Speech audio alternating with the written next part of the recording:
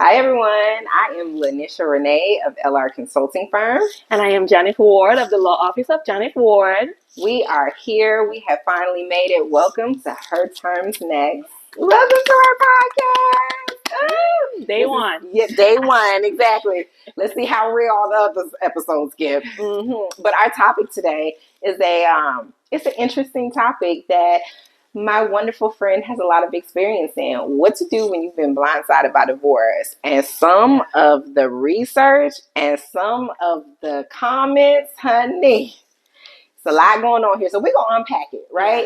Yeah. But we have some great tips. We have some great tips from an experienced family law attorney, and she's going to give you all the details that's necessary if you're going through a situation like this. So, in your profession, right? Well, let me not say profession, just with your clients, right? Yeah. What would you say is the most from a male or female that have been blindsided by divorce? Well, so I will tell you in my current profession, right? And since I've started my law firm, and this is not because this is what I've chosen. Okay. This is just who choose me. Meaning she takes male clients too. I do take male clients. Check that. I clocked it. I happen to have all women clients right now. Okay. I only have had women clients. Okay. Since I've opened my own business. Okay. And so because of this, I can tell you statistics-wise, from what I have seen, because I've only seen women clients being blindsided. Okay. But I did do some research. Okay. And per Google, men are way more often than women to claim that they have been blindsided. And it's not close.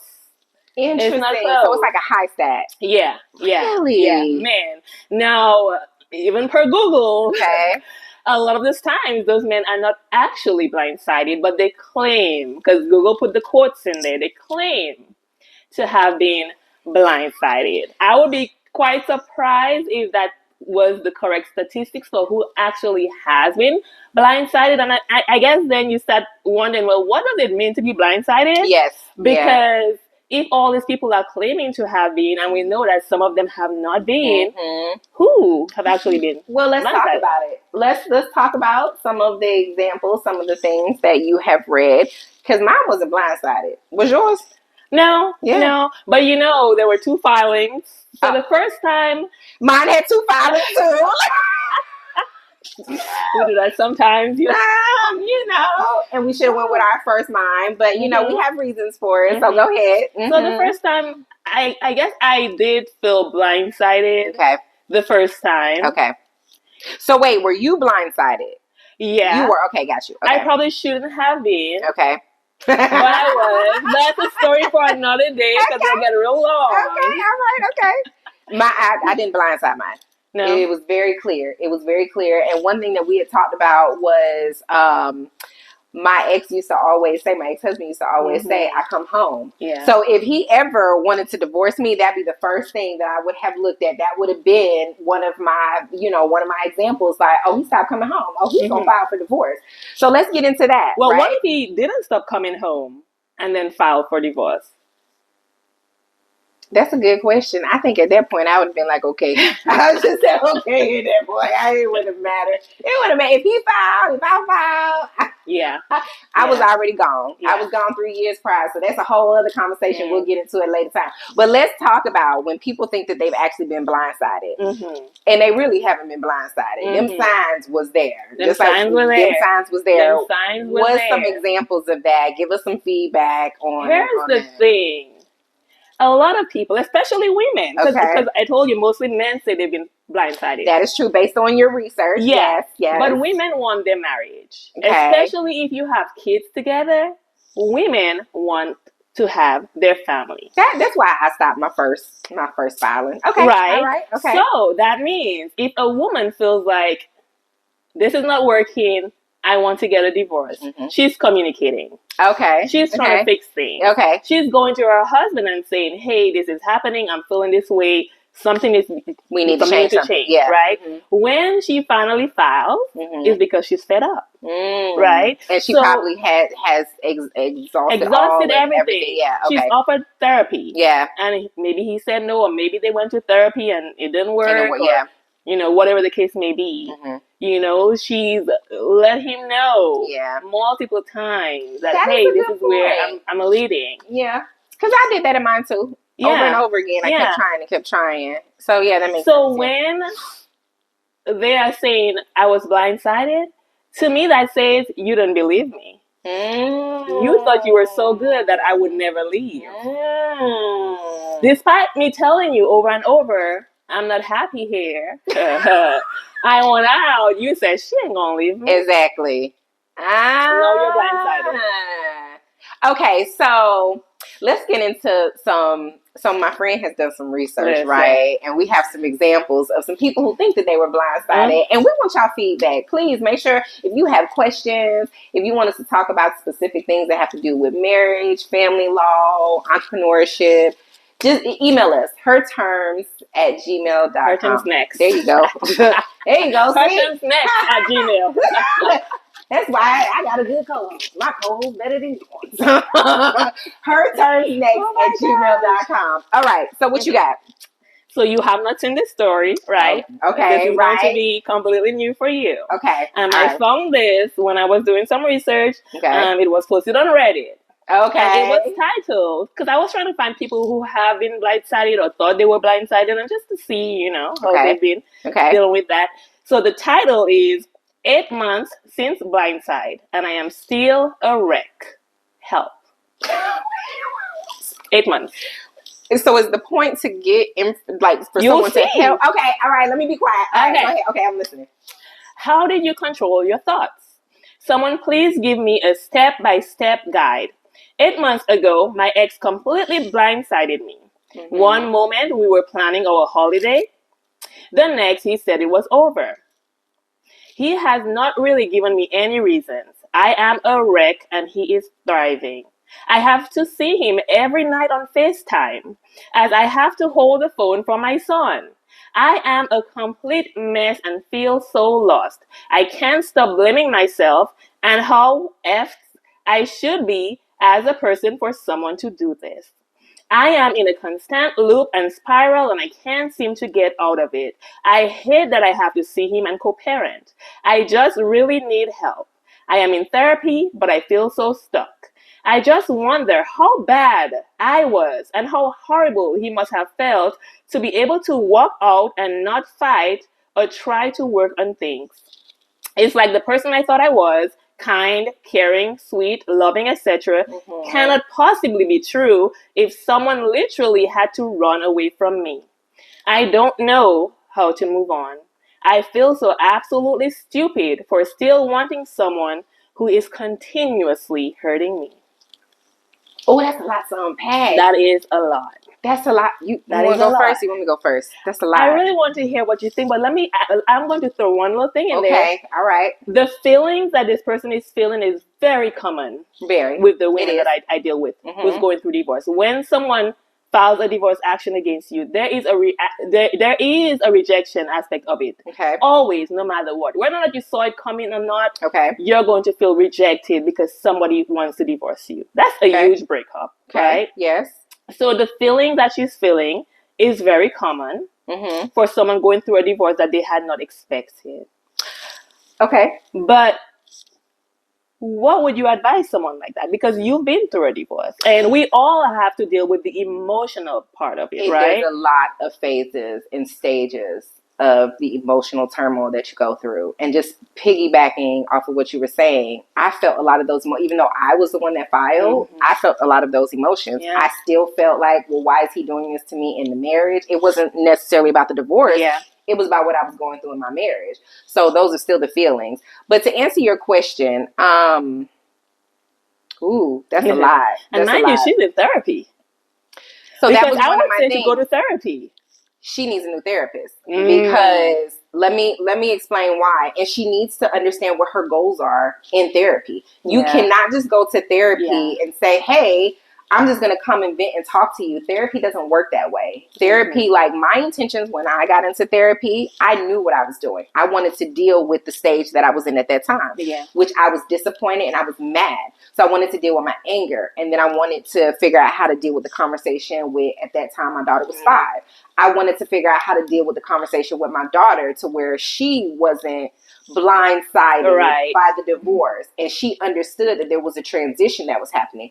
I had a goal. She definitely needs to switch therapists. You should not be in therapy feeling that way and going to Reddit, honey, and then asking people. You asking complete strangers. No, I do think that's helpful, though. You do? I do think there is a benefit to hearing from strangers. Imagine you go to your friends. Are your friends biased? Yes. Do your friends know everything you've been going through with this person? Yes. And so their opinions, their advice is coming from a place of, I love you and I dislike this person. Yeah. It's not neutral. But that's a slippery slope because you're asking complete strangers where their situations have been completely different. True. You're asking them for their opinion. And if you're a person that is already in therapy and you haven't figured out your psyche and your emotions, reading all of those comments and how to deal with and process what's happening to you, that's overwhelming. That would be overwhelming for me. It is. It would be absolutely overwhelming. But what I do think would be beneficial is you will see that I'm not alone. Because you're going to hear from other people. I went through that too. Yeah. I felt the same way. And just having that community to say, you're not alone. We've all dealt through this. I'm still dealing with it. Or this person is saying, I'm 2 years old and I feel great. Keep going. That's a good point. That's beneficial. Yeah. So that's not where you need to go for advice, but it's a good place to go for community. And I feel like that's where she asked questions for advice, right? Where it was more of like, hey, this is what I'm dealing with. Because there's nothing wrong with that. Facebook groups. We're on Facebook groups. You know, and it is, if you're having one of those overwhelming days and you go to one of your Facebook pages that is dealing with what you're dealing with at that time or in that stage of your divorce and posting it and just being a part of a community that can either say, hey, it's okay. Everything is okay. This is normal what you're going through. But yeah, I feel like the line of questioning and asking for advice, I don't think that was the right way to go about it. But getting community, that's very important. That's another thing that I sought after. I sought after a community of women who that's actually how we met. Of like, who is going through this? Who is now dealing us with our post-divorce? It's a whole other experience. We're in our post-divorce. And the things that we're dealing with in our post-divorce, that's a whole other topic. Okay, so now, what would you advise to her, though? What would you advise to someone who is now, I've been blindsided. These are all the emotions that I'm going through. From a legal standpoint, what do you think her next step should be? 8 months, would she say 8 months, right? Yeah. So 8 months, we don't know where they're at. And divorces can take a long time. I know they take a long time. They take a long time. Yeah. Now, hopefully she's already responded. Okay. Right? Yeah. What people usually do. What does that mean when you say responded? What does that mean for the people who don't know? So someone files a complaint for divorce. You need to file an answer. Because that's how you are asserting your position to the court. Okay. The complaint and the counter complaint, all it basically is an outline. Okay. We're letting the court know that, yes, we're going through a divorce. And these are the things I'm hoping to accomplish. These are the things we're asking for. We have children or we don't have children. Okay. And we have property that needs to be divided. We have different accounts. We have debt. You might be asking for alimony. You might not be asking for alimony. You're just letting the court know these are the issues of our relationship. And it's important to file an answer. That's what I was going to ask. What happens if you don't file it? If you don't, you're not letting the court know what you're asking for. So let's say the man files first and he says, I want primary custody and I'm not paying alimony, right? And you never file an answer, you cannot come to court later and say, I want alimony. Or no, I want primary custody. Because you never pled for those things. So because people are so emotional during this time, and they don't want the divorce. If you do not want a divorce, some people think it's going to go away, but some people don't think it's going to go away. it is not, you're not responding, it's not going to go away. It's not. It's happening whether or not you want it. Yep. Once you've been served, the process has started. Yeah. So now that you've been served, you have the documents, you know he filed. Yeah. The process has started, and it will go on without you. Yeah. Even if you don't answer, it will keep on going without you. Now, I will tell you, because I came from California, I worked in California first, right? In California, you can get a default judgment if the person doesn't respond after 30 days. So the default is like, hey, you don't respond to you being served, then... You don't respond to this to let the court know your position, they're granting everything the first person asked for. So if this person said, I want custody of the keys, they're getting it. Oh my goodness. You don't let the judge know that like you have desires to, no. Okay. I don't want this. Okay. You're not objecting to anything. Okay. So it's going to get granted. Georgia is not the same. In Georgia, it's very forgiving. You can file late. You can never file. The case moves on. There's no consequences. There's no default. Georgia. There's no default judgment. Right? So you will have a case anyways, and you will have other opportunities to throughout the process, right? But you do want to file an answer, even if it's not timely filed. Yeah, you want to file an answer. And I've had people that I've either consulted with or represented in the past that did not file an answer because they were overwhelmed or they were emotional or they didn't want it and they wanted it to go away. Well, and again, and because I had to do it and I knew I had to file for divorce, I still went through all those same emotions. Like, I was so weak in the beginning part of my divorce. I was so weak. And I felt like there was a couple of months that went past after I filed my initial documents and my request or whatever. And I felt like I couldn't get out of it. I felt the same emotions that she's going through being blindsided, even as the one who was the originator of the divorce. So what do you feel like her next step should be? So say she's filed, okay? She says what? Now, let me ask you this. If she filed, do you feel like that is the time to retain an attorney so that an attorney can look at everything and understand what demands that you should put in your response?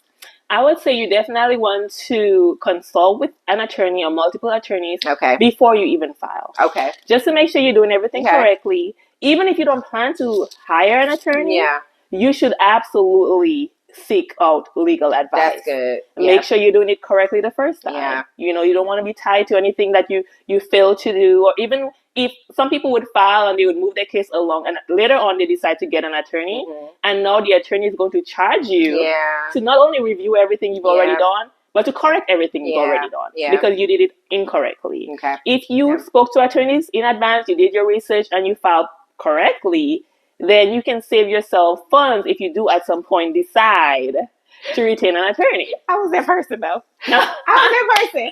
I did not consult initially, so I spent money on the very first attorney who filed my paperwork, and then I moved to the second attorney. But by the second attorney, which bled my retainer, absolutely bled my retainer. Yeah. But by the time I got to the second attorney, I knew what to do with the third attorney. Yeah. I knew how to handle it. Don't do that. Don't consult with an attorney. Please take her advice. Because when I say it bled me, it bled my savings.